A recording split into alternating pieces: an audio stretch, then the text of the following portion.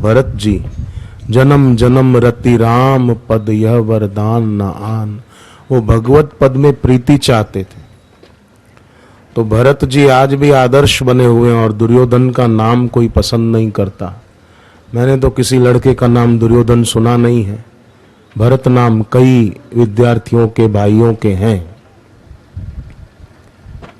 राम प्रेम मूरत तनु आहि। तो सफल वो है जिसने भक्ति पाई, सफल वो है जिसने दूसरों की मदद करके, दूसरों के प्रति सद्भाव रखकर, प्रेम के द्वारा दुआओं की दौलत पाई। वो सफल है। सफल वो है जिसने गुरु से दीक्षा पाकर रोज 10 माला भगवान नाम की जप करके सच्ची कमाई की। वो सफल है। दुनिया में स्वार्थ कामना का कितना ही अंधेरा हो, पर अगर हम लोग सत्कर्मों के दीप जलाएं, जैसे समिति के भाइयों ने ये सत्कर्म किया है ना, सबकी भलाई के लिए, सबकी आध्यात्मिक उन्नति के लिए, जो सच्ची उन्नति है। बच्चे स्कूल में जाते हैं पढ़ने के लिए, बाहर से तो लगता है कि उन्नति कर रहे हैं। 7वीं वाला 8वीं में गया, 8वीं वाला 9वीं में गया, 11वीं वाला 12वीं में गया, 12वीं वाला कॉलेज में गया। बाहर से लगता है उन्नति की, पर अगर आध्यात्मिक उन्नति नहीं की तो वो उन्नति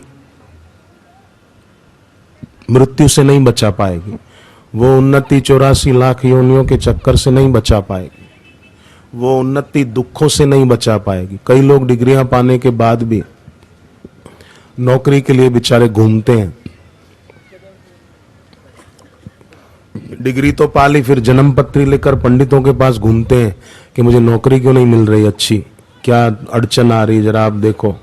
मंगल खराब है कि शनि की पनौती है कि राहु की महादशा चल रही है, क्या समस्या है। तो बताओ, डिग्रियां तो है पर फिर भी दुख तो बना हुआ है।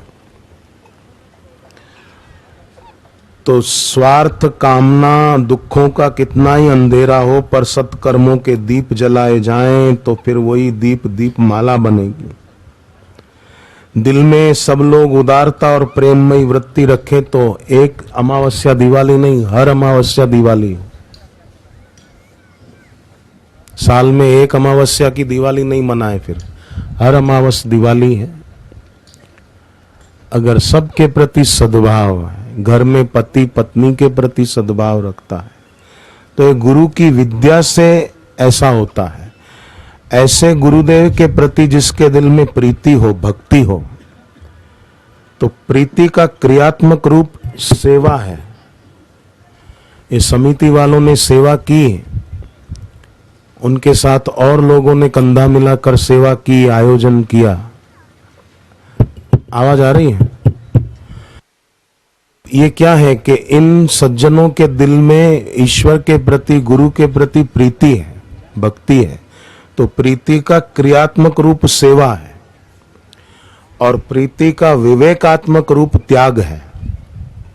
जैसे समिति वालों ने और सेवादारी ने आयोजन किया, सेवा की, पर बदले में अपना नाम नहीं चाहते हैं कि मेरा नाम हो जाए, अखबार में हमारा नाम आ जाए, अखबार में हमारी फोटो छप जाए कि हमने इस आयोजन में 10,000 रुपए दिए हैं, हमने इस आयोजन में 21,000 रुपए दिए, हमारा फोटो अखबार में छपना चाहिए। ऐसा भाव नहीं है। तो ऐसा भाव क्यों नहीं है? इसलिए नहीं है कि प्रीति का विवेकात्मक रूप है। तो प्रीति का क्रियात्मक रूप सेवा है, ईश्वर और गुरु के प्रति भक्ति का विवेकात्मक रूप त्याग है। कि सेवा तो की तन मन धन से, पर बदले में कुछ भी नहीं चाहा। क्योंकि भक्त जो सत्संगी होता है, जप करता है, सुमरण करता है, सूर्य को अर्घ्य देता है, वो जानता है कि संसार में जो हमारा नहीं है और जो हमारे लिए नहीं है, उसकी आवश्यकता महसूस हो, ये प्रमाद है।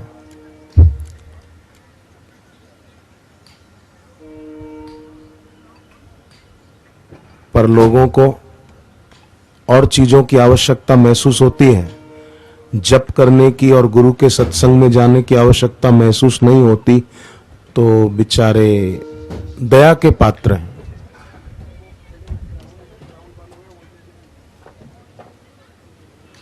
आप सब यहां आए, पता तो और लोगों को भी चला होगा कि सत्संग है, पर वो सब नहीं आ पाए। पर आप आए क्योंकि आपको आवश्यकता महसूस हुई कि मुझे गुरु जी के दर्शन करने जाना है, मुझे गुरु जी की अमृतवाणी सुनने जाना है। भगवान राम जाते थे वशिष्ठ जी का सत्संग सुनने, भगवान कृष्ण जाते थे सांदीपनी ऋषि का सत्संग सुनने, तो मुझे भी जाना चाहिए। मैं कोई उनसे बड़ा हूं जो सत्संग में नहीं जा।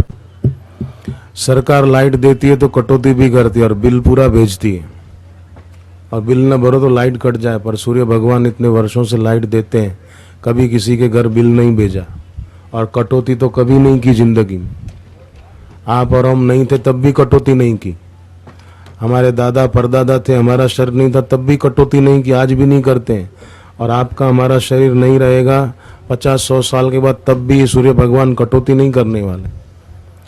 ऐसे सूर्य नारायण को अर्घ्य नहीं देते कई लोग, सुबह चाय पी लेंगे, कॉफी पी लेंगे, पर सूर्य भगवान को एक लोटा जल अर्घ्य नहीं देंगे। लाइट बिल की तो चिंता रहती है कि बिल नहीं भरेंगे तो कनेक्शन कट जाएगा, पर ये नहीं सोचते इतने बड़े सूर्य भगवान रोज दर्शन देते हैं, मैं कुछ मुंह जूठा करने से पहले एक लोटा पानी भर के सूर्य को जल क्यों न चढ़ाऊं।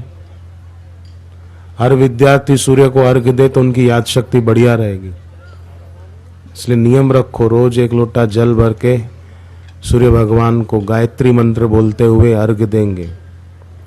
विद्या की देवी है मां सरस्वती, सरस्वती माता का मंत्र गुरुदेव विद्यार्थी भाई बहनों को देते हैं, उसका जप विद्यार्थी करते हैं तो विद्यावान होते हैं, विद्या का अर्थ पाते हैं, नहीं तो विद्या की अर्थ ही निकालते हैं।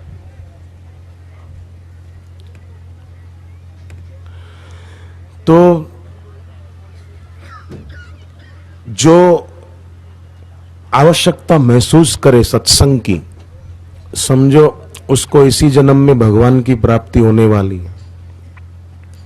बाकी जो शादी में जाने की आवश्यकता समझे कि मेरे को शादी में जाना जरूरी है, नहीं तो लोग क्या बोलेंगे, अरे पर मरेंगे तो भगवान क्या बोलेंगे, वो नहीं सोचते, बोले शादी में नहीं जाएंगे तो लोग क्या बोलेंगे। अरे सत्संग में नहीं जाएंगे तो प्रभु क्या बोलेंगे कि मेरे बारे में सुनने का अवसर मिला था वो गंवा दिया। जैसे कोई बेटा परदेश चला जाए रुपया कमाने के लिए, तो माँ की पिता की इच्छा होती है कि हमारा बेटा लौटकर घर कब आएगा, और जब आता है 1-2 साल के बाद तो माँ बाप खुश होते हैं कि हमारा बेटा लौट के आया है। ऐसे ही जब कोई जीव सत्संग में जाता है, गुरु से भगवान नाम की दीक्षा लेता है, तो भगवान बड़े प्रसन्न होते हैं कि मेरा अंश मेरे तरफ आया, ईश्वर को प्रसन्नता होती है। प्रार्थना रोज करनी चाहिए, जप रोज करना चाहिए, पाठ रोज करना चाहिए। आजकल कई लोग अखबार पाठी हो गए, रोज का नियम है सुबह अखबार पढ़ने का। जैसे कोई भक्त हो, रोज का नियम हो हनुमान चालीसा पढ़ने का, तुलसीकृत रामायण के 2 वचन पढ़ने का, भगवत गीता का 1 अध्याय पढ़ने का। ऐसे कई लोग अखबार पाठी, रोज अखबार पढ़ना ही है। जप भले नहीं करेंगे, गीता का पाठ भले नहीं करेंगे, रामायण का पाठ भले नहीं करेंगे, अखबार का पाठ सब पन्ने पलटेंगे, और कुछ कचरा बाकी रह जाता तो फिर शाम को भी पढ़ने बैठ जाते कि सुबह टाइम नहीं था, थोड़ा ही पढ़ा था, जो बाकी रह गया था अब पढ़ूं। अखबार पढ़ना कोई बुरा काम नहीं है, पढ़ें, पर सुबह तो स्तोत्र पाठ करें, गायत्री मंत्र जपें, गुरु मंत्र जपें, गीता के कुछ श्लोक पढ़ें, कुछ नहीं तो होठों में भगवान नाम कीर्तन गुनगुनाएं।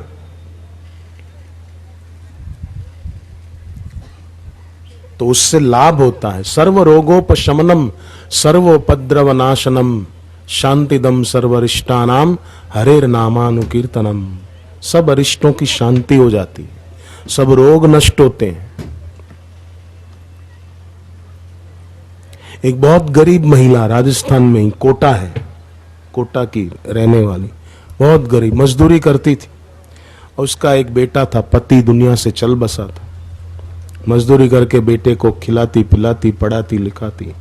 वो बेटा एक दिन बीमार हुआ, उसको खून की उल्टी हुई। अब डॉक्टर के पास ले गई, खर्चा बताया बहुत। अब बेचारी मजदूर, खर्चा कहाँ से लावे? तो घर आकर वो बेचारी रो पड़ी और रात को सोने से पहले जप किया, मनी मन प्रार्थना की। सत्संग में आती थी गुरुजी के दर्शन करने, तो रात को सपने में गुरुदेव ने दर्शन दिया और कहा कि बिल्कुल चिंता मत कर, कटोरी में जल भर के रख और उसमें देखते हुए भगवान का नाम जप कर। गुरुदेव ने उसको स्वप्न में कोई भगवान नाम, मानो स्वप्न में ही दीक्षा मिल गई उसको। जैसे महाराष्ट्र के संत तुकाराम को स्वप्न में ही भगवान ने मंत्र दे दिया, ऐसे ही उसको स्वप्न में गुरुदेव ने मंत्र दे दिया कि इसका जप करके बच्चे को जल पिला। उसने वैसा ही किया और सचमुच दोबारा उस बच्चे को कभी रक्त की उल्टी नहीं हुई और डॉक्टर के पास भी नहीं जाना पड़ा। बाहर से गरीब हो आदमी, पर दिल में श्रद्धा भक्ति के धन से अमीर हो, वही सच्चा धनवान है। कबीरा यह जग निर्धना, धनवंता नहीं कोई, धनवंता सोई जानिए जाको राम नाम धन हो। कितना आश्चर्य है कि दिखने वाले और सदा न रहने वाले दृश्य के आकर्षण और आसक्ति ने सदा रहने वाले की आस्था को शिथिल कर दिया, कमजोर कर दिया है।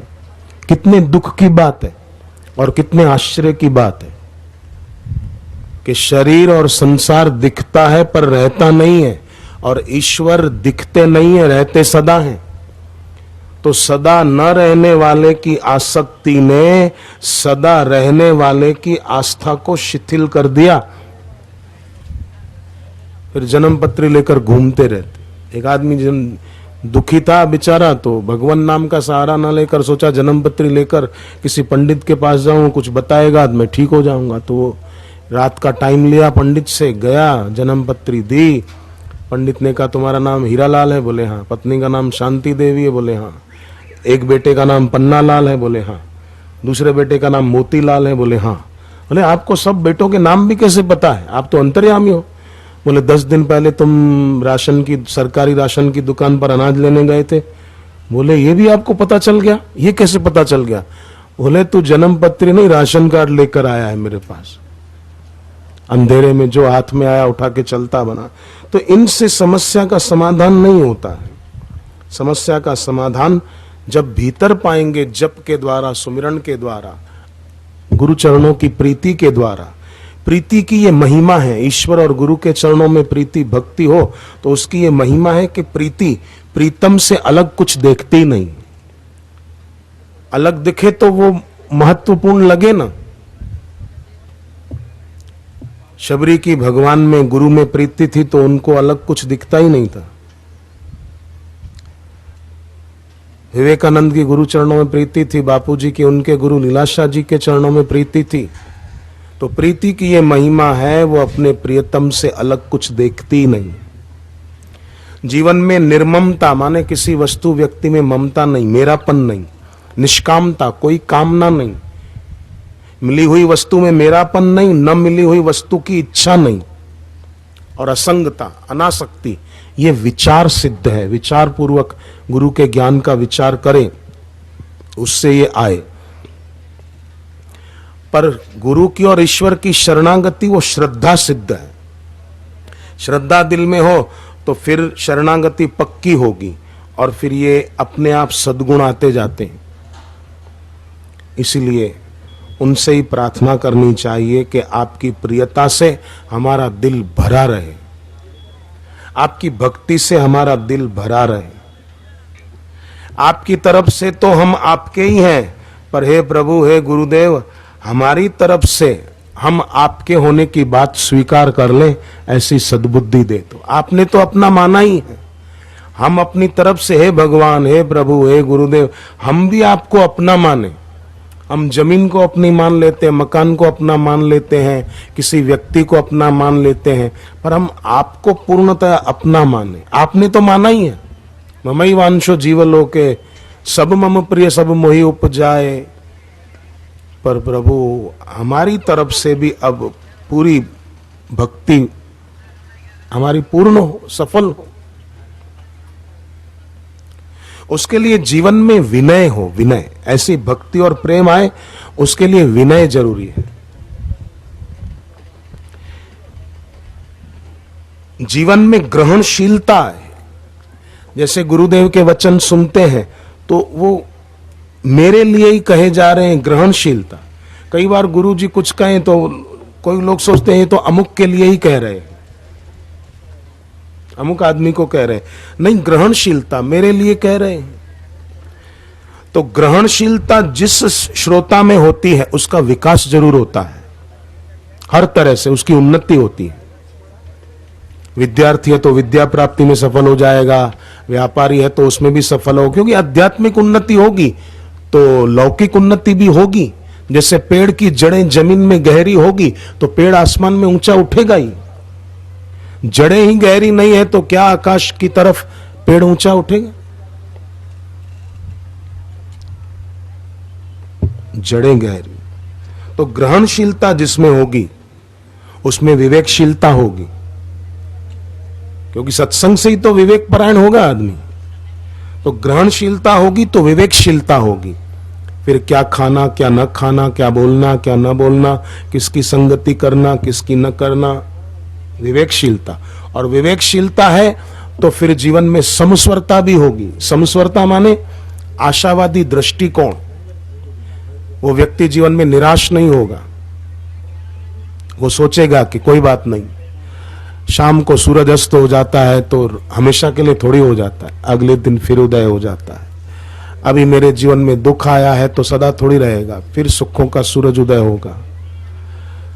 गर्मी खूब तेज पड़ती है तो हरी घास सूख कर पीली हो जाती है, तो सदा थोड़ी पीली रहती है। बरसात आती है तो फिर वो हरी भरी हो जाती है।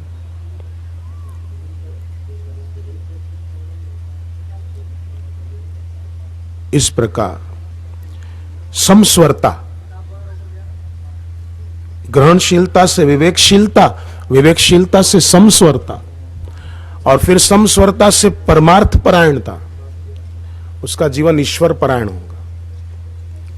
और ऐसा व्यक्ति सदैव सुखी, आनंदित, उल्सित, उत्साहित रहेगा।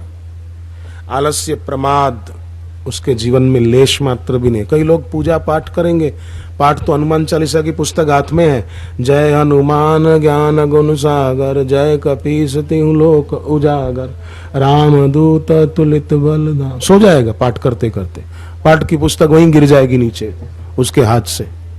माला कर रहा है, माला घुमाते घुमाते नींद आ जाएगी, माला अंदर छूट गई गौमुखी में, और खुद गर्दन झुकी हुई। आधे घंटे बाद उठा, बोले मेरा तो जप हो गया। जप नहीं हुआ, नींद हो गई पूरी।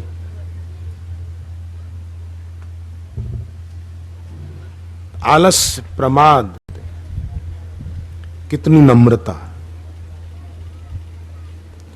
फिर है वचन विनय, वाचिक विनम्रता। अपने से घर में बड़े हैं तो बड़ों से बात करते समय वाचिक विनम्रता की भी बहुत जरूरत है। आजकल कई लोग घर में बड़ों को भी तू तुकारे से बात कर लेते हैं। नहीं, वाचिक विनम्रता। राम जी की कैसी अद्भुत थी। कौशल्या माता ने पूछा कि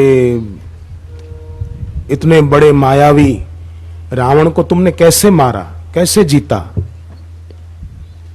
राम जी कहते हैं मैं भगवान हूं, ऐसा नहीं कहा, मैं साक्षात ईश्वर हूं, विष्णु जी का अवतार हूं, मेरे लिए क्या असंभव है। खेल मात्र था मेरे लिए तो रावण को मारना, ऐसा नहीं कहा। राम जी ने क्या कहा?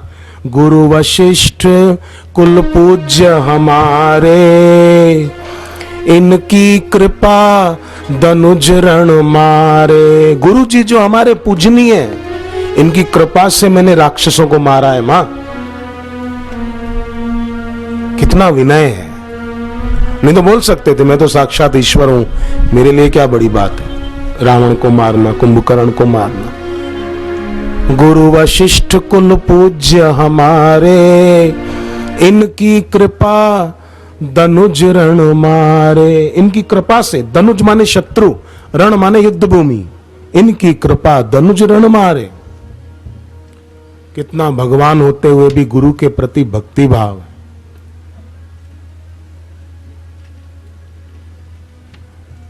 इसलिए भक्त गुरुदेव को ही, शिष्य गुरु को ही अपना इष्ट मानते हैं कि मेरे गुरुदेव मेरे इष्ट हैं, मेरे आराध्य हैं। भक्त लोग गाते हैं, गुरु मेरे परमात्मा, तेरे दर्श को तरसे आत्मा। गुरु मेरे परमात्मा, तेरे दर्श को तरसे आत्मा। तेरे दर्श को तरसे आत्मा, तेरे दर्श को तरसे आत्मा। तेरे दर्श को तरसे आत्मा, तेरे दर्श को तरसे आत्मा। गुरु मेरे परमात्मा, तेरे दर्श को तरसे आत्मा। गुरु मेरे परमात्मा, तेरे दर्श को तरसे आत्मा।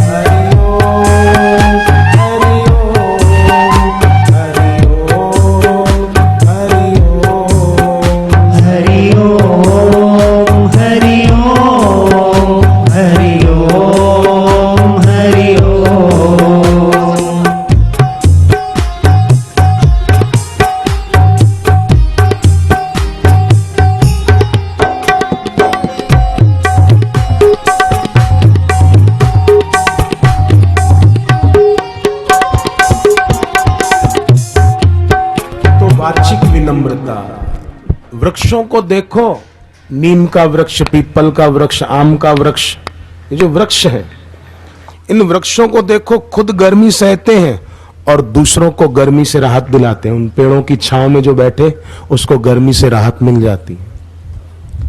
तो आज का इंसान वृक्षों से क्यों गया बीता हो गया? इसलिए इंसान को कभी कभी बोलना पड़ता है। आपने सुना होगा, नहीं बोलते हैं किसी को, अरे इंसान बन इंसान, हैवान मत बन। कुत्ते को कभी नहीं बोलना पड़ता अरे कुत्ता बन कुत्ता, उसको कभी नहीं बोलना पड़ता। पर इंसान को बोलते अरे इंसान बन इंसान, हैवान मत बन। तो वृक्ष खुद गर्मी सह लेते हैं, दूसरों को गर्मी से राहत दिलाते हैं। पर इंसान कई ऐसे हो गए कि दूसरों के जीवन में ताप बढ़ा देते हैं। इसलिए सत्संग जरूरी है, गुरु की दीक्षा जरूरी है। और दीक्षा ली है तो गुरु दीक्षा में मिला हुआ जप मंत्र, उसका जप रोज जरूरी है। तो उससे जीवन में ये ज्ञान विनय, दर्शन विनय, चरित्र विनय, मन का विनय, वचन विनय। भरत जी का वचन विनय देखो कितना सुंदर है। अयोध्या से चित्रकूट गए थे राम जी को अयोध्या लौटाने के लिए, पर वहां जाकर राम जी को क्या कहते हैं भरत जी? जेहि विधि प्रभु प्रसन्न मन होई, करुणा सागर कीजिए सोई। जिसमें आप राजी हो हे करुणा सागर, वही आप कीजिए। ये नहीं कहा कि नहीं आपको अयोध्या लौटना ही पड़ेगा।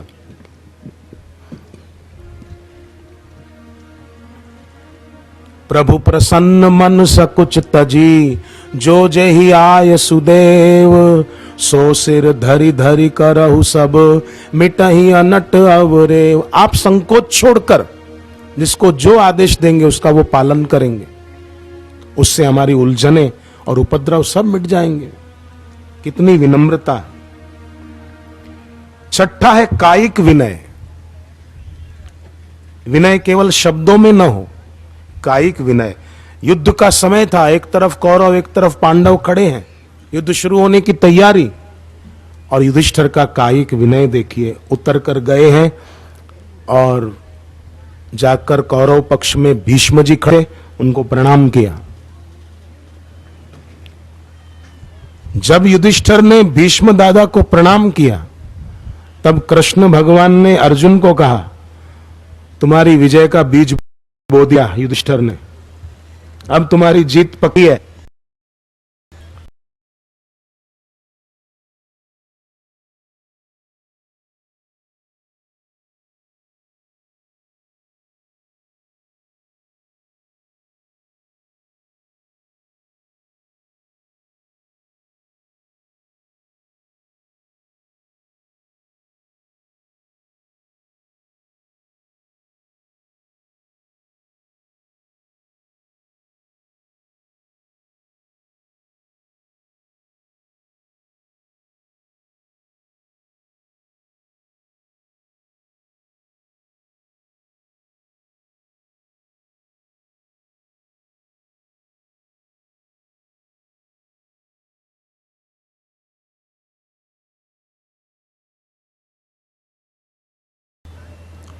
पर जब वो आए, बापूजी व्यासपीठ पर पधार चुके थे, गवर्नर साहब आए तो कुर्सी पर नहीं बैठे, नीचे ही बैठ गए।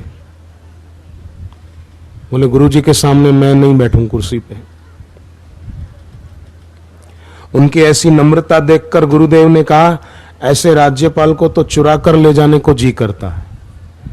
और सचमुच थोड़े दिन बाद ही वो गुजरात के राज्यपाल बन गए, सुंदरलाल भंडारी। कुछ साल पहले रहे थे वो, 5 साल तक रहे थे।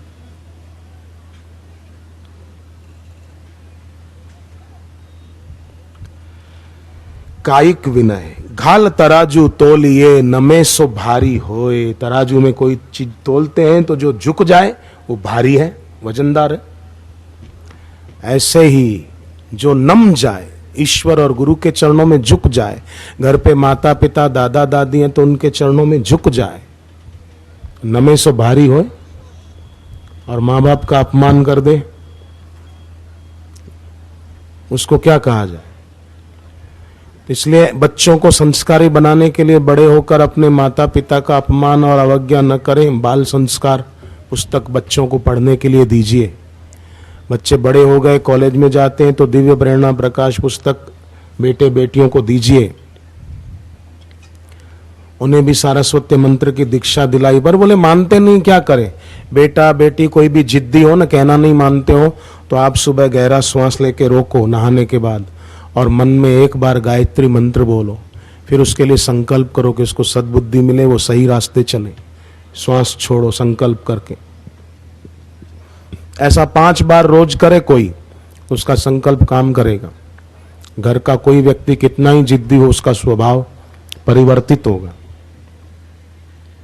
वो कहना मानेगा घर पे बड़ों का।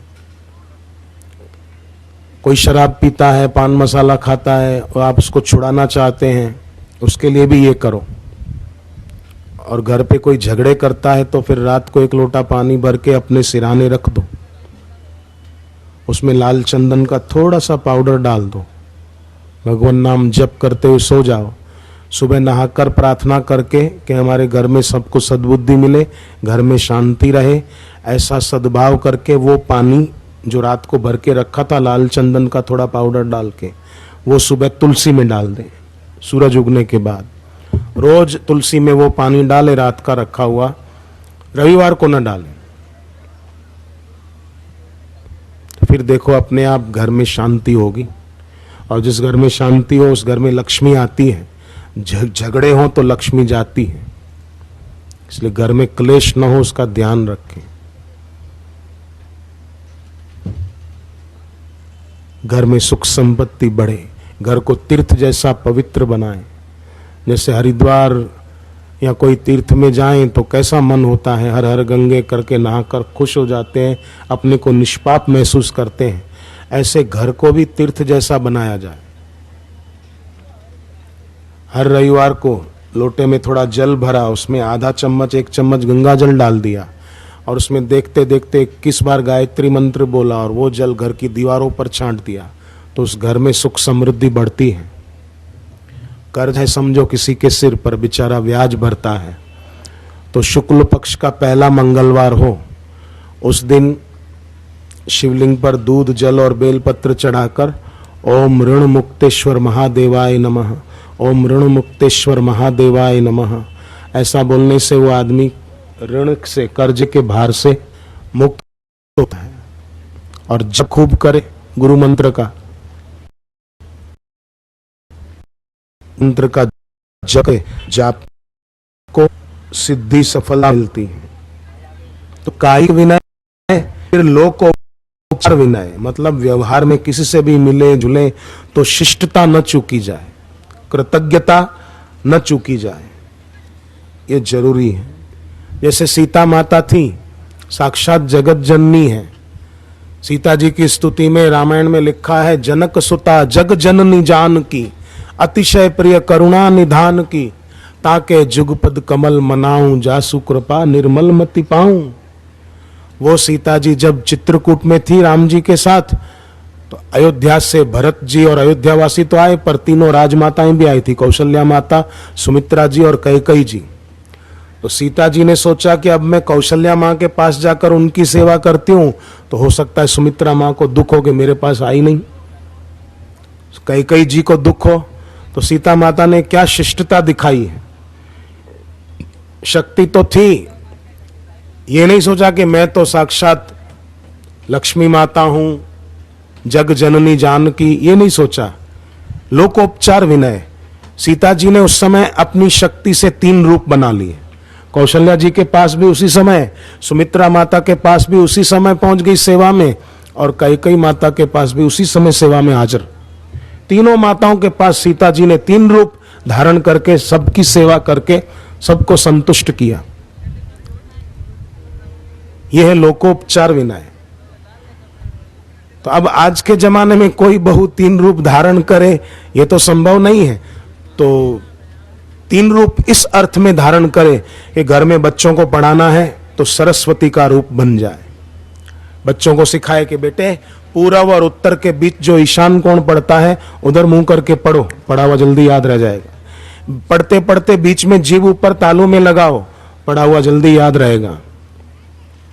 परीक्षा देते समय भी जीभ तालू में लगाओ, थोड़ी थोड़ी देर में पढ़ा हुआ याद आता जाएगा, पेपर अच्छा जाएगा, परिणाम अच्छा आएगा।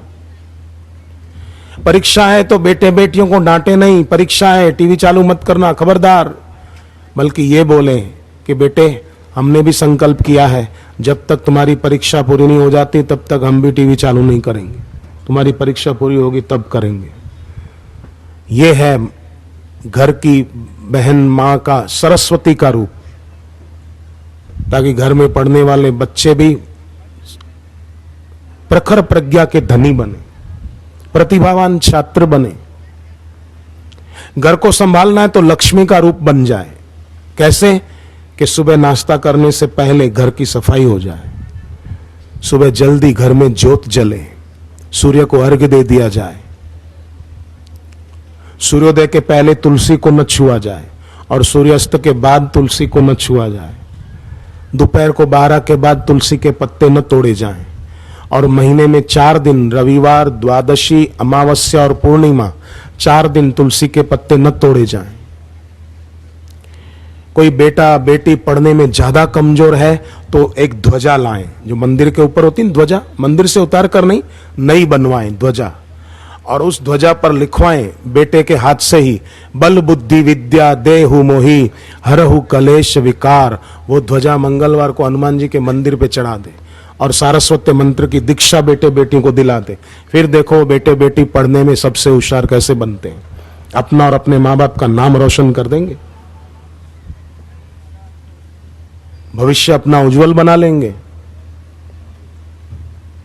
एक लड़का बल्ब होता है ना, बल्ब निकालकर होल्डर से उस पे अपने बाप का नाम लिख रहा था। तो घर पे मामा जी आए हुए थे। मामा ने पूछा कि बल्ब पर पिताजी का नाम क्यों लिख रहे हो? बोले शिक्षक ने कहा है अपने बाप का नाम रोशन करना चाहिए। मैं नाम लिखकर ये बल्ब होल्डर में लगाऊंगा, स्विच ऑन करूंगा, पिताजी का नाम रोशन हो जाएगा। अब ऐसे रोशन करेगा?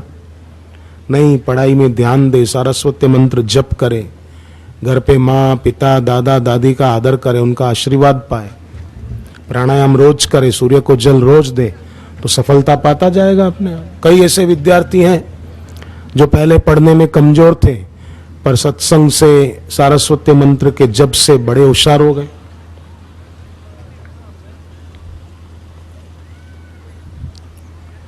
₹700 महीने कमाने वाला एक लड़का सरस्वती मंत्र की दीक्षा लेकर सीए की परीक्षा देकर पास हो गया और अभी 1,30,000 महीने का कमाता है। अपने छोटे भाई को भी दीक्षा दिलाई उसने, तो वो भी सीए की परीक्षा पास कर गया बड़े भाई को देखते देखते। और हिंदुस्तान पेट्रोलियम कंपनी में वो 10 लाख रुपया 1 साल का पाता है। तीसरे भाई ने भी सीए की परीक्षा दी, सरस्वती मंत्र जप करते वो भी पास कर गए, वो भी खूब कमा लेते। तो आध्यात्मिक उन्नति होगी, लौकिक उन्नति हुए बिना नहीं रहेगी। दिल्ली के पास गुड़गांव है, हरियाणा में पड़ता है। एक आदमी ने बताया पिताजी ने मेरे ऊपर, किसी ने उनको कुछ कहा, मेरे पर दोषारोपण किए गए और मुझे घर से निकाल दिया। शादी भी हुई थी कुछ समय पहले, फिर भी हमको घर से, संपत्ति से बेदखल कर दिया। उन्हीं दिनों हमें बापूजी का सत्संग सुनने को मिला और सत्संग से बल मिला, दीक्षा भी मिल गई। शुरुआत में तो जब पिताजी ने संपत्ति से बेदखल किया तो सरकारी अस्पताल में महीने 1800 की नौकरी करता था, पर धीरे धीरे जप करते हुए अपनी सूझबूझ बढ़ी, सात्विकता बढ़ी, तो अपना छोटा मोटा कारोबार शुरू किया और उसमें बरकत पड़ते पड़ते आज बोले मैं महीने का 1.5 से 2 लाख रुपया कमा लेता हूं, अपना काम है।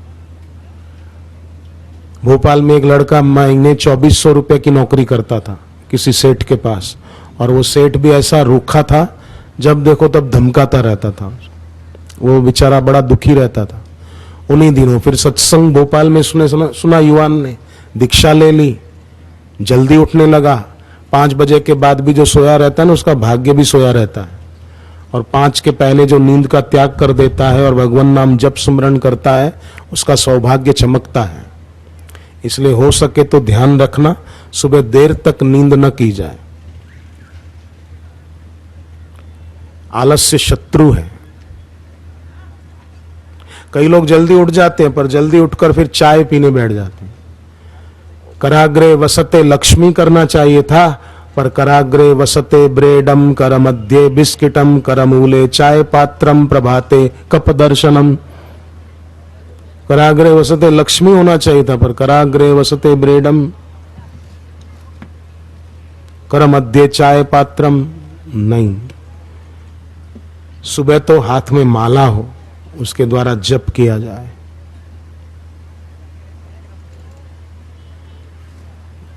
जप से भाग्य की रेखा बदलती है।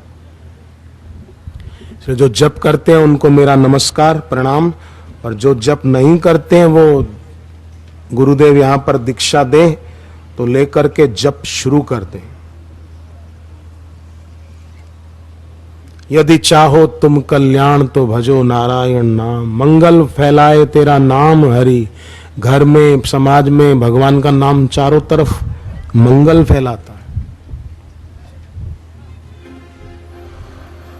मंगल फैलाए तेरा नाम हरि, तेरे नाम में आनंद आ जाए।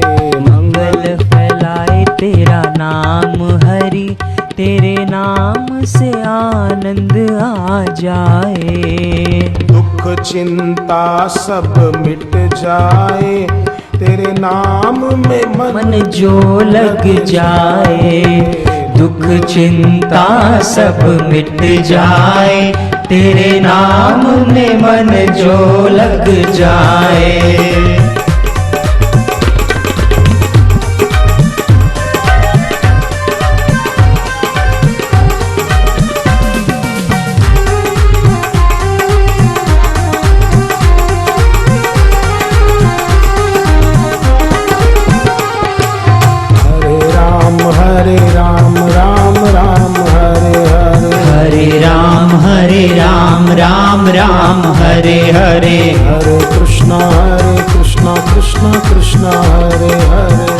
कृष्णा कृष्णा कृष्णा हरे हरे हरे राम राम राम हरे हरे हरे राम राम राम हरे हरे हरे कृष्णा कृष्णा कृष्णा हरे हरे हरे कृष्णा कृष्णा कृष्णा हरे हरे हरे राम राम राम हरे हरे हरे राम राम हरे हरे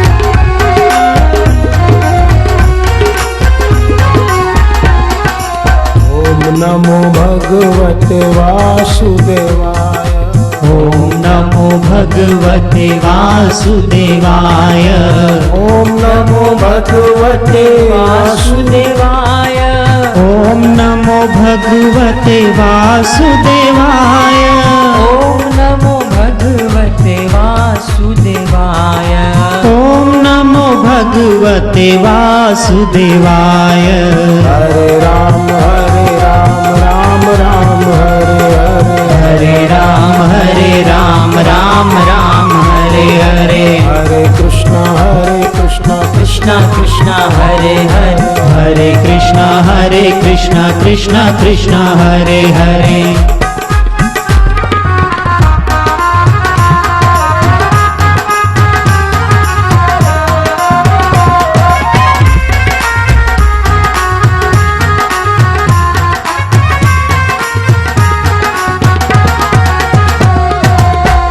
कृष्ण गोविंद हरे मुरारी श्री कृष्ण गोविंद हरे मुरारी हे नाथ नारायण वासुदेवा हे नाथ नारायण वासुदेवा श्री कृष्ण गोविंद हरे मुरारी श्री कृष्ण गोविंद हरे मुरारी हे नाथ नारायण वासुदेवा हे नाथ नारायण वासुदेवा हरे राम हरे राम राम हरे हरे हरे कृष्णा कृष्णा कृष्णा हरे हरे कृष्णा कृष्णा हरे हरे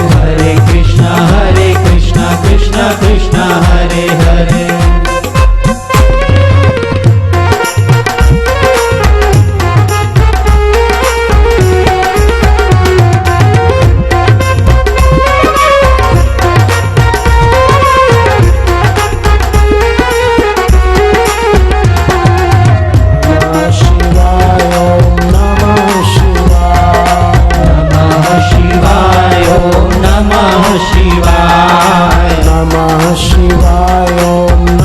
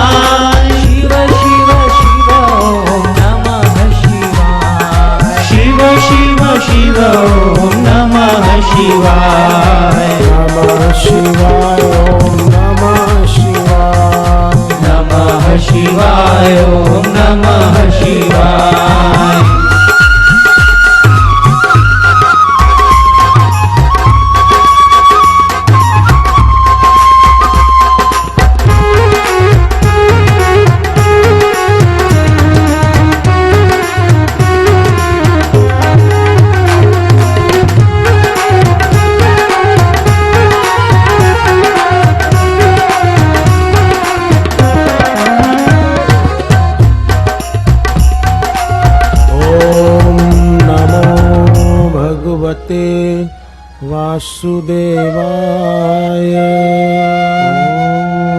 नमो भगवते वासुदेवाय। ओम नमो भगवते वासुदेवाय। ओम नमो भगवते वासुदेवाय। रुपए खर्च करने पर ही खर्च होते, नहीं तो जेब में पर्स में पड़े रहते। पर समय तो बिना खर्च किए ही खर्च हो जाता है, और रुपया खर्च हो जाए तो हम दोबारा कमा सकते हैं, पर समय चला गया कौन लौटा सकता है बताओ। ऐसे अनमोल समय को जो लोग यूं ही गंवा देते हैं, सत्संग भक्ति का लाभ नहीं ले पाते, वे बेचारे दया के पात्र हैं। दुरुपयोग कर रहे हैं अपने अनमोल जीवन के अनमोल समय का। ठंडा पानी मुंह में जाए तो अच्छा लगता है, ठंडक लगती है गले में, पेट में, है ना। पर ठंडा पानी कान में डाल दे तो, भाई ठंडा पानी है, बहुत बढ़िया पानी है, भाई जरा कान में, तो वो पीड़ादायी सिद्ध होगा ना। ठंडे पानी का गिलास को हिलाए तो हम बोले ठंडा पानी कान में डाल दे तो मुसीबत होगी, तकलीफ होगी। सुगंधी इत्र हो बढ़िया, गुलाब का, चंदन का, मोगरे का, केवड़े का, शुद्ध इत्र हो, वो अगर हम कपड़ों पर लगाएं तो हमें भी सुगंध आए, हमारे पास वाले को भी सुगंध आए। पर सोचे कि इतना बढ़िया सुगंधी इत्र है, जरा इसको पीकर भी देखें कैसा मजा आता है, तो मुसीबत हो जाएगी। उसको पीने की जरूरत नहीं है, सुगंधी इत्र को जीभ पर रखकर चखने की जरूरत नहीं है, उसका सदुपयोग कपड़े पर लगाने में, ठंडे पानी का उपयोग सदुपयोग पीने में है। ऐसे ही मनुष्य जीवन का कीमती समय सत्संग और भक्ति के द्वारा उसका सदुपयोग करके उसको सार्थक किया जाए। आप बताओ, हरिद्वार गए होंगे आप लोग कभी कोई, तो क्या करते हैं वहां गंगा स्नान करके गंगा जल ले आते, या गंगोत्री जाते हैं कोई तो वहां से गंगा जल भर के ले आते हैं और बोलते हैं कि भाई हम तो गंगोत्री से गंगा जल ले आए। अब आप बताओ, गंगा जल घर पे रखा हुआ हो तो क्या वो गंगोत्री से लाया हुआ गंगा जल हाथ मुंह धोने के लिए उपयोग करते हैं या कुल्ला करने के लिए उपयोग करते हैं कि सुबह नींद से उठाऊं चलो गंगा जल से कुल्ला करूं? तो बेवकूफ आदमी होगा ये गंगा जल से कुल्ला करे। गंगा जल तो भगवान का नाम लेकर आचमन करने के लिए है। ऐसे ही मनुष्य जीवन वो यूं ही गंवाने के लिए नहीं है, सत्संग के द्वारा, गुरु की दीक्षा के द्वारा अपना उद्धार करने के लिए है, अपना कल्याण करने के लिए है। अब आप सोचो, कोई बोले कि हमारे घर के एक व्यक्ति भक्ति करते हैं, बस हमारा सबका कल्याण हो जाएगा, तो वो व्यक्ति रोटी खा ले तो हम सबका पेट भर जाएगा? है? कोई बोले कि हमारे दादा खूब भक्ति करते हैं, मेरी दादी खूब भक्ति करती है, तो हमको करने की जरूरत क्या है? मेरी दादी ने सुबह स्नान कर लिया तो मुझे अब करने की जरूरत नहीं है, पण स्नान न करूं तो नहीं भी हलन दो, सीधो खाई वठूं बस। नहीं, दादा दादी रोटी खा ले तो क्या अपना पेट भर जाएगा? हम थाली लेकर बैठेंगे, खाने का टाइम होगा तब। ऐसे ही घर पे दादा दादी भले जप पाठ सुमिरन करते हैं, पर हमारे लिए भी जरूरी है करना। और काम तो और कोई कर लेगा, पर अपने कल्याण का काम तो अपने को ही करना पड़ेगा। घर पे कोई आदमी बड़े हैं, उनकी मृत्यु हो जाए अगर, तो उनके अधूरे काम दूसरे लोग पूरे कर लेंगे। चाचा, मामा, बुआ जी, फूफा जी, मौसी जी, मौसा जी, वो लोग मिलकर, भाई बच्चे बच्चों की शादी कराए बिना पिता चल गए दुनिया से, तो रिश्तेदार कर देते हैं मिलकर। तो दूसरे काम अधूरे छोड़कर मर जाएं तो लोग दूसरे पूरा कर देंगे, पर अपना कल्याण किए बिना ही मर गए, गुरु की कृपा पाए बिना मर गए, गुरु से भगवान के नाम की दीक्षा पाए बिना ही दुनिया से चले गए, तो कौन कल्याण करेगा? फिर तो पुनरपि जननम पुनरपि मरणम पुनरपि जननी जठरे शयनम। शंकराचार्य जी को इसलिए बोलना पड़ा यद्यपि लोके मरणं शरणं, यद्यपि लोके मरणं शरणं। इस संसार में रहे हुए सब मरण की शरण में। कोई मर जाता है तो उनके रिश्तेदार आते हैं, परिचित लोग आते हैं उनके घर पे सांत्वना देने के लिए, घर वालों को, भाई आपके वो जो चले गए बहुत अच्छे थे, भगवान उनकी आत्मा को शांति दे। ऐसा नहीं बोलते भगवान उनकी आत्मा को आइसक्रीम दे, भगवान उनको वहां पर पेप्सी और कोका कोला दे, भगवान उनको वहां पर बढ़िया सैंडविच और बर्गर दे, भगवान उनको वहां पर देसी घी के पराठे दे। ऐसा नहीं बोलते हैं, क्योंकि उन चीजों में शांति है ही नहीं। शांति ईश्वर के नाम में, गुरु के ज्ञान में। शंकराचार्य इसीलिए बोलते यद्यपि लोके मरणं शरणं, यद्यपि लोके मरणं शरणं, तदपि न मुञ्चति पापाचरणं, तदपि न मुञ्चति पापाचरणं।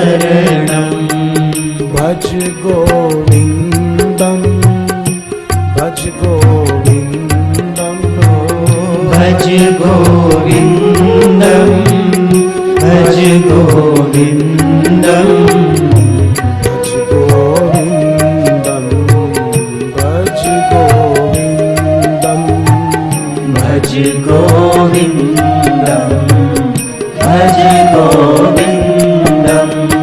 इस प्रकार उन्होंने बार बार कहा भज गोविंदम, भज गोविंदम।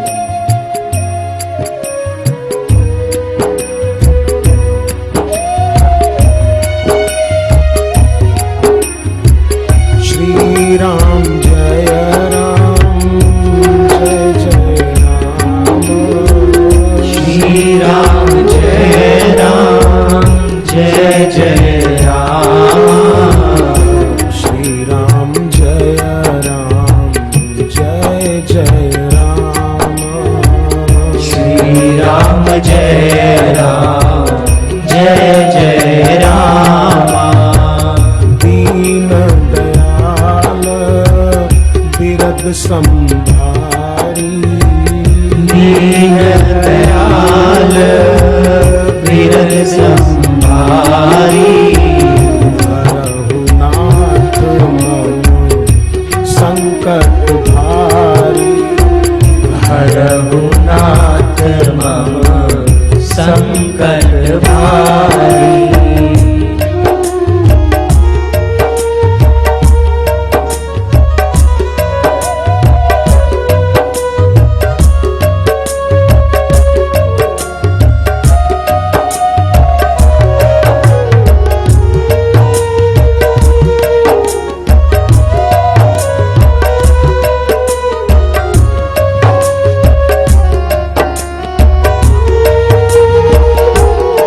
समिति के सज्जनों ने, जिन पुण्य आत्माओं, पवित्र आत्माओं ने ये आयोजन किया है, गुरुदेव से प्रार्थना करके यहाँ सत्संग की गंगा ले आए, मैं तो सचमुच उनको प्रणाम करता हूं कि जो ये आयोजन करने में सहभागी हुए।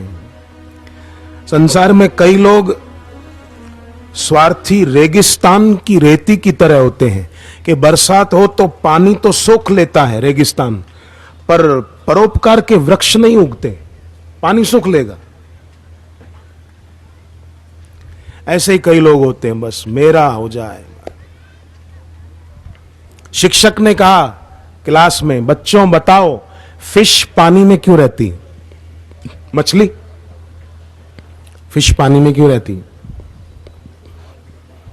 एक लड़का बोला साहब वो जलचर जीव है ना, वो पानी से बाहर आए तो मर जाएगी, इसलिए पानी में रहती। दूसरा लड़का बोला साहब मैं बताऊं? बोले हाँ बोलो। बोले साहब धरती पर सेल्फिश लोग ज्यादा हो गए हैं, इसलिए फिश पानी में ही रहना पसंद करती है। सेल्फिश माने स्वार्थी, स्वार्थी बढ़ गए, इसलिए फिश ने सोचा कि अपन पानी में ही अच्छे हैं भाई। स्वार्थ मीत सकल जग माही, स्वप्ने प्रभु परमार्थ नाही। स्वार्थी आदमी उस फुवारे की तरह है जिसके छिद्र बंद हैं। पानी है सही, पर अब पानी आ नहीं रहा है। और परमार्थी व्यक्ति गंगा जी की तरह है। कितने युगों से गंगा बह रही है। भगवान राम ने गंगा जी में स्नान किया था और तब उनको ऋषि ने बताया कि आपके पूर्वजों में भगीरथ राजा हुए हैं हे रामचंद्र जी, उन्होंने तप करके गंगा को धरती पर लाने का यह पुण्य कर्म किया है। भगवान राम के पूर्वजों में भगीरथ राजा हुए हैं।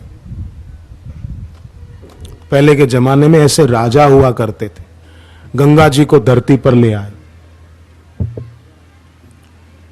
आजकल तो कई ऐसे होते हैं कि बादलों को भी अपने इलाके में ही बरसने को मजबूर कर दे, दूसरी जगह जाना ही नहीं देवे कि हमारे इलाके में ही बरसो। कई ऐसे हो जाते।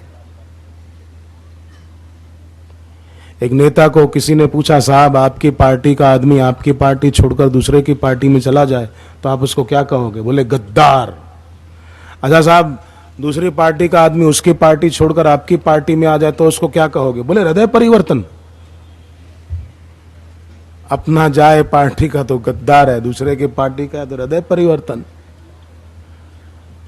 दशरथ राजा कैसे महान राजा थे, गुरु वशिष्ठ जी के प्रति कैसी भक्ति थी। अपने गुरु के द्वार जाते थे तो गुरु के आश्रम की मिट्टी उठाकर उसका तिलक करते थे। बाड़मेर वालों का सौभाग्य है कि बाड़मेर में आश्रम है और बापूजी ने कई बार उस आश्रम की धरती पर चरण रखे हैं। बापूजी के बार बार पधारने से उस आश्रम की धरती में और भी अधिक तीर्थत्व का प्रभाव आ जाता है। भगवान कृष्ण के जो कुलगुरु थे नंद बाबा और यशोदा जी के, गर्गाचार्य जी महाराज, गर्गाचार्य जी ने गर्ग संहिता नामक ग्रंथ लिखा है और उस ग्रंथ में ये बात आती है कि ईश्वर को पाए हुए महापुरुष का जहां निवास होता है उस जगह पर सभी तीर्थों का निवास हो जाता है, सारे तीर्थ वहां आकर बस जाते हैं। फिर उस जगह पर भविष्य में कोई पापी आदमी भी मर जाता है तो शरीर छूटने के बाद वो भगवान के धाम में चला जाता है, नरक में नहीं जाता, ईश्वर के धाम। यान्ति विष्णु परम पदम।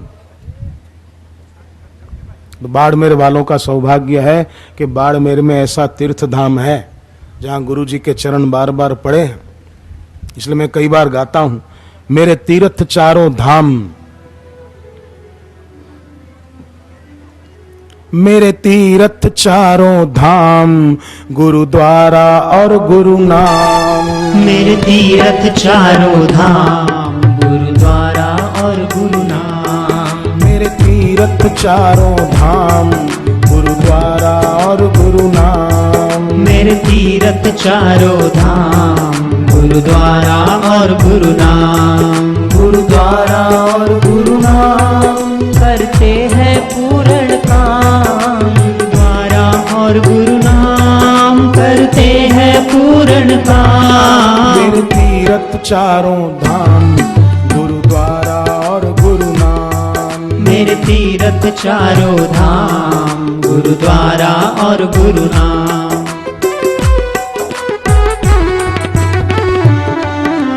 अहमदाबाद शहर में एक आदमी की बच्ची 4 साल की हो गई, बोल नहीं पाती थी।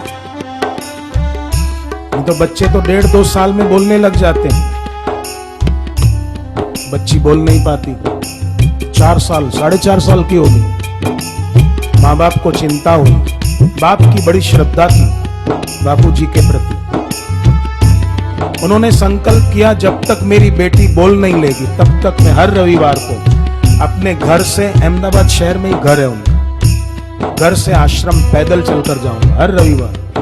10-11 किलोमीटर उनका घर दूर था आश्रम से। हर रविवार को पैदल आते आश्रम और पैदल चलते चलते मन में जप और प्रार्थना करते रहते। आश्रम में आकर जहां बापूजी ने शक्तिपात किया है उस वटवृक्ष की परिक्रमा करते। परिक्रमा करते करते मन में जप और प्रार्थना करते और प्रार्थना करते करते उनकी आंख में आंसू आए, दुख के नहीं कि मेरी बेटी बोल नहीं पाती है। उस निमित्त मुझे भी परिक्रमा करने का और पैदल गुरुद्वार पर आने का मेरा सौभाग्य मुझे मिला। क्योंकि सच्चे संत के द्वार पर जाते हैं तो जितने कदम चलकर जाते हैं उतने यज्ञ करने का पुण्य होता है। गुरुद्वार पे बीते जो घड़ियां, गुरुद्वार पे बीते जो घड़ियां, प्रभु से जुड़ती मन की कड़ियां, प्रभु से जुड़ती मन की कड़ियां, प्रभु से जुड़ती मन की कड़ी, हो प्रभु से जुड़ती मन की कड़ियां। यहाँ नष्ट हो कष्ट तमाम, गुरुद्वारा और गुरु नाम। यहाँ नष्ट हो कष्ट तमाम, गुरुद्वारा और गुरु नाम। हरे रामा हरे रामा, राम राम हरे हरे, ओ हरे रामा हरे रामा, राम राम हरे हरे। हरे कृष्णा कृष्णा कृष्णा हरे हरे, ओ हरे कृष्णा कृष्णा कृष्णा हरे हरे। अब बेटी को भी साथ ले आने लगे, कभी गोद में उठा लेते, कभी थोड़ा बेटी को पैदल चलाते, इसका भी भाग्य खुल जाए। और आश्रम लाकर बेटी को भी वटवृक्ष की परिक्रमा कराते, वहां से मिट्टी उठाकर उसका तिलक करते, क्योंकि गुरु की चरण रज शिव जी के शरीर पर लगी हुई भस्म के समान पवित्र है।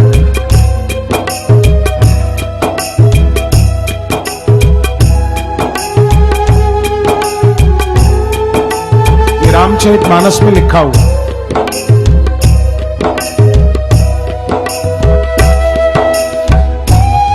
सुकृत शंभु तन विमल विभूति, गुरु के चरण की मिट्टी रज शिव जी के शरीर पर लगी हुई भस्म के समान पूजनीय। जैसे हम मंदिर में शिवलिंग पर भस्म चढ़ी हो तो उसका तिलक करते हैं, अपने ललाट पर लगा।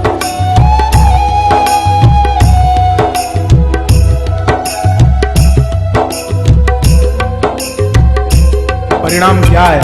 कुछ रविवार ये नियम करते रहने से एक दिन उनकी बेटी हरिओम हरिओम राम राम करके उसकी वाचा शक्ति खुल गई।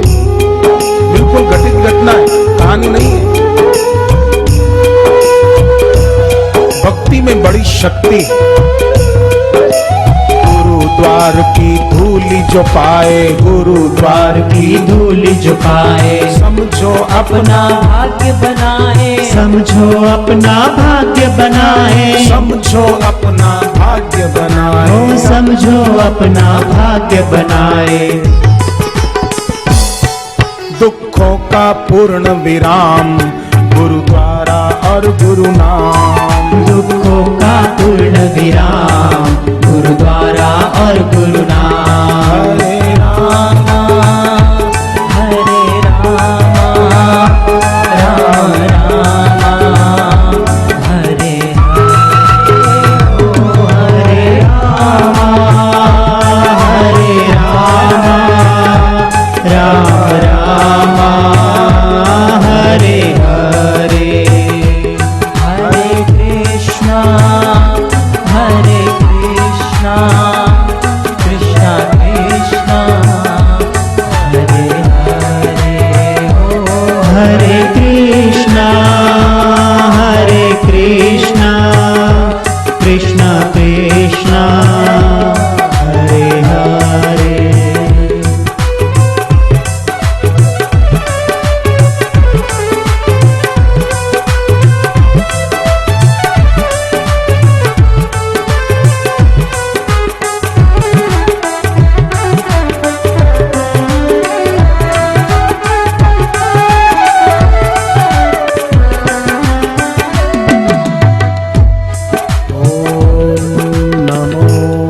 भगवते वासुदेवाय। भगवते वासुदेवाय। ओम नमो भगवते वासुदेवाय। ओम नमो भगवते वासुदेवाय। जो लोग बाद में आए, हे प्रभु वाली पत्रिका नहीं मिल पाई, प्रार्थना वाली पत्रिका, तो हाथ ऊपर करना, बांटने वाले उनको दे जाएंगे। सेवादार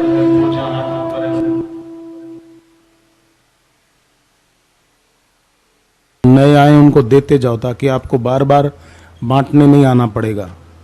एक सेवादारी पीछे हाथ में लेके खड़े रहें, जो नए सज्जन आ रहे हैं उनको देते जाएं, ताकि आपको तकलीफ नहीं पड़े बार बार।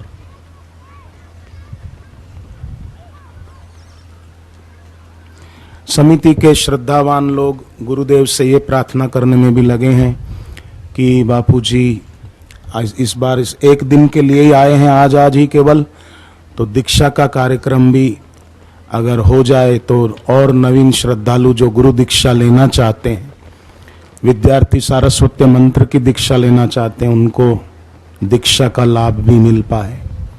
क्योंकि जिसके जीवन में भगवान के नाम की दीक्षा नहीं है, भगवान शिव जी कहते हैं, आप बोलना साथ में सुनकर, देवी दीक्षा विहीनस्य, देवी दीक्षा विहीनस्य न सिद्धिर्न च सद्गति, न सिद्धिर्न च सद्गति। तस्मात् सर्व प्रयत्नेन, तस्मात् सर्व प्रयत्नेन गुरूणां दीक्षितो भवेत्। गुरूणां दीक्षितो भवेत्। शिव जी कहते हैं, जिसके जीवन में भगवान के नाम की दीक्षा नहीं है, उसको न इस लोक में सिद्धि मिलेगी, न मरने के बाद सद्गति होगी। तो सब प्रकार के प्रयत्न से, तस्मात् सर्व प्रयत्नेन गुरुनाम दीक्षितो भवेत्, सदगुरु के द्वारा भगवान नाम की दीक्षा लेकर दीक्षित होना चाहिए। सत्संग से अच्छी बातें सुनने को मिलती है, पर गुरु दीक्षा लेकर जप करने से अच्छी बातों को क्रियान्वित करने की शक्ति प्राप्त होती है। देखो भाई, नेत्र ज्योति से हीन हो कोई,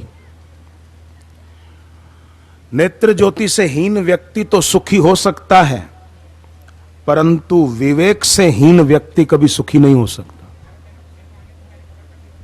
विवेकहीन व्यक्ति वो दुखी रहेगा। वो सत्संग और गुरु की दीक्षा वो व्यक्ति को विवेकशील बनाती है, और ऐसा आदमी सदैव सुख पाता है, शांति पाता है, निरोग रहता है, दीर्घायु पाता है। अहमदाबाद में एक सज्जन को कैंसर का रोग हो गया। डॉक्टरों ने तो डरा दिया, पर उनकी पत्नी और बच्चे डरे नहीं। बच्चों ने भी पिताजी के लिए आरोग्य का मंत्र जप किया, महामृत्युंजय मंत्र जप किया। पत्नी ने भी आश्रम में वटवृक्ष की परिक्रमा करके संकल्प पूर्वक जप किया। तो भाई साहब 2012 में तो कैंसर के रोग से पीड़ित थे, हालत खराब हो रही थी, शरीर गल रहा था, और 2013 का रिपोर्ट है बिल्कुल ठीक, कैंसर का नाम भी नहीं शरीर में। कैंसर जैसा घातक रोग दैवी चिकित्सा के बल से मिटाया जा सकता है। दैवी चिकित्सा मतलब अपने आराध्य में श्रद्धा, इष्ट मंत्र का जप, महामृत्युंजय मंत्र जप। घर में कोई बीमार हो तो कटोरी में जल रखकर महामृत्युंजय मंत्र जपते हुए वो जल उनको पिलाया जाए तो जरूर उनको फायदा होगा, उनका आरोग्य बढ़िया होगा। घर में ही नहीं, अड़ोस पड़ोस में भी कोई व्यक्ति सत्संगी नहीं है तो उन तक सत्संग की पुस्तकें पहुंचाई जाए, सत्संग की कोई सीडी पहुंचा दी जाए। मेमोरी कार्ड बापूजी के सत्संग के मिलते हैं, अब पेन ड्राइव हैं, वो लेकर दूसरों तक पहुंचाए जाएं। दिवाली पर लोग एक दूसरे को मिठाइयां देते हैं। मैं तो कहूँ मिठाइयां खाएं तो पेट भारी होगा, पचने में भारी होती है मिठाइयां, पेट खराब भी हो सकता है। पर सत्संग के मेमोरी कार्ड, बापूजी के कीर्तन के मेमोरी कार्ड, पेन ड्राइव, वो किसी को दिवाली पर गिफ्ट देना तो समझो उसकी सच्ची दिवाली हुई। उसका शारीरिक और मानसिक आरोग्य बढ़िया होगा। देखो दूध में नींबू मिला दे कोई तो दूध फटकर विकृत हो जाता है, पीने लायक नहीं रहता। पर दूध में पानी मिला दे कोई तो दूध पतला हो जाता है, उसकी गुणवत्ता कम हो जाती है। दूध में शक्कर मिला दें या मिश्री मिला दें तो दूध स्वादु हो जाता है, मधुर हो जाता है, पीने में अच्छा लगता है। और दूध में जामन डाल दें, थोड़ा दही डाल दें तो जमकर पूरा दूध दही बन जाता है। ठीक है। मानवीय अंतःकरण की भी ऐसी 4 वृत्तियां हैं। दुनिया में आसुरी वृत्ति वाले लोग नींबू के समान भेद पैदा करते हैं दूसरों में। वो ऐसा कह रहा था, वो ऐसा कह रही थी, उसने ये कह दिया, उसने वो कह दिया, लड़ाने भिड़ाने का काम करेंगे। भरत जी ने मां कौशल्या को कहा, जब राम जी वन चले गए, दशरथ राजा भगवान के धाम में चले गए, तो भरत जी ननिहाल से आए, सारी बात पता चली तो वो कौशल्या मां के पास गए और कहा, मां अगर राम जी को वन भेजने में मेरा हाथ हो तो दूसरों की चुगली करने से जो पाप लगता है वो मेरे को लगे, और दूसरों की भूल सबको कहने से जो पाप लगता है मां वो पाप मेरे को लगे। पिसुन पराय पाप कही दे ही, दूसरों की चुगली करने से और दूसरों की भूल सबको बोलने से जो पाप लगता है वो मेरे को लगे। ये कौन कहते हैं? भरत जी, भगवान राम के भाई। रामचरितमानस में लिखा है, आप पढ़ सकते हैं। पिसुन पराय पाप कही दे, वो पाप मेरे को लगे मां अगर राम जी को वनवास भेजने में मेरा हाथ हो तो। अग की पिसुनता सम जग आना। तो एक वे लोग होते हैं आसुरी वृत्ति वाले, नींबू के समान फूट डालने का काम करें, भेद पैदा करें। दूसरे वे होते हैं दूध में पानी की तरह टेढ़ी चालें चलकर अपना स्वार्थ सिद्ध कर लेते हैं। दूसरे भले पीड़ित हों, दूसरों की गुणवत्ता खत्म करने का प्रयास करते हैं। जैसे दूध में पानी डाल दिया, दूध की गुणवत्ता कम हो गई, मेरा काम हो जाए बस। तीसरे सज्जन होते हैं दूध में शक्कर की तरह, न्याय, नीति, परसेवा, सहयोग, दूसरों का दुख दूर कैसे हो, उनके जीवन में मधुरता, शांति, आरोग्यता कैसे आए, ऐसा कुछ सोचते हैं और करते हैं। जैसे समिति वालों ने आयोजन कर दिया कि सबको सत्संग मिले, सबके जीवन में गुरुदेव के दर्शन और सत्संग से सुख शांति आए, दूध में शक्कर की तरह। चौथे महात्मा महापुरुष होते हैं सच्चे, जो जीवत्व मिटाए और शिवत्व जगाए।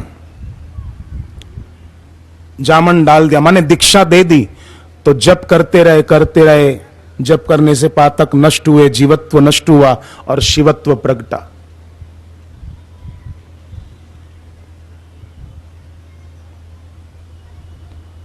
तो कम से कम दूध में शक्कर की तरह तो होना चाहिए, पर सेवा, पर सहयोग, मदद रूप हो जाना एक दूसरे को। दूसरे के जीवन में से दुख हम एकदम नहीं मिटा सकते तो कम तो कर सकते हैं। समझो किसी के घर में बीमारियां बहुत है, लोग बीमार रहते हैं, तो उनको सिखाओ रात को दक्षिण में सिर करके सोया करो और सुबह खाली पेट चाय मत पिया करो, तुलसी के पत्ते खाओ और पानी पियो, महीने के 4 दिन छोड़कर, तो उनका आरोग्य बढ़िया होने लगेगा। कितनी बड़ी सेवा हो गई, बेचारे दवाओं के खर्चे से बच गए, बीमारी में आदमी वैसे ही परेशान रहता है उससे बच गए, कितनी बड़ी सेवा हो गई। किसी की बीमारी को हमने कम कर दिया, उसकी सेवा कर दी, भगवान कितने खुश होंगे।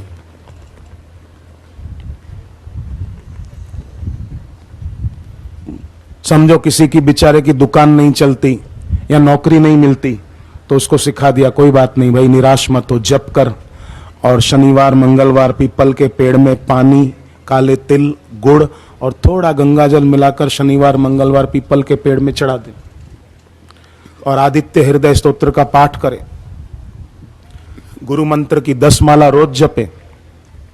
देखो अच्छी जगह काम कैसे मिलता।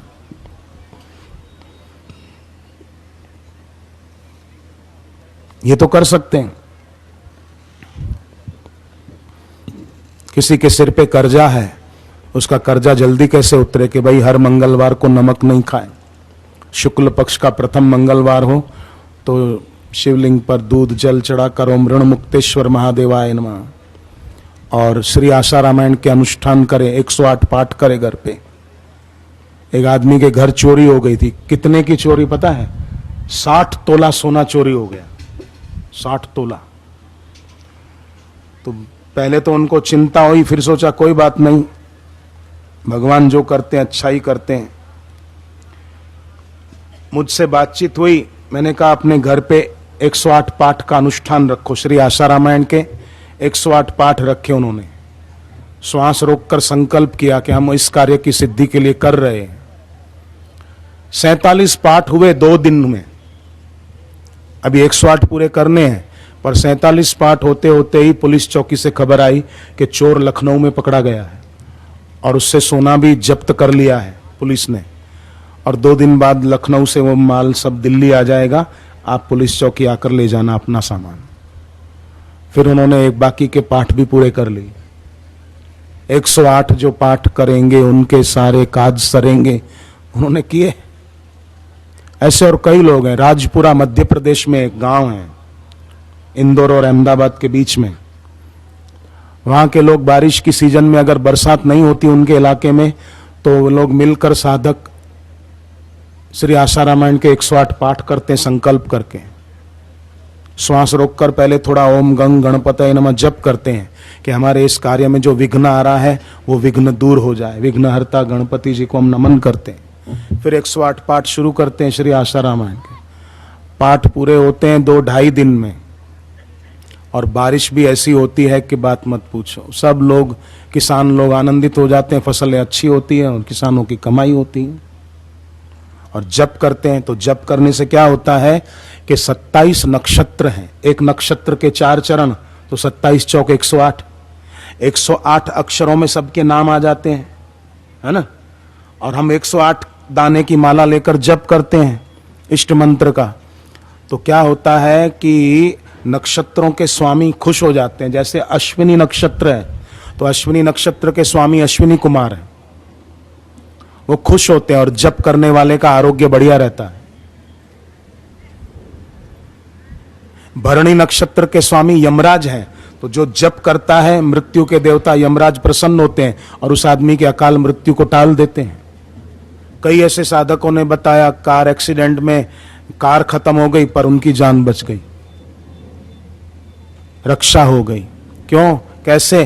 कि भरणी नक्षत्र के स्वामी यमराज हैं, जप करते हैं तो वो प्रसन्न होते हैं। ऐसे कृतिका नक्षत्र, ऐसे अलग अलग बहुत लाभ होता है।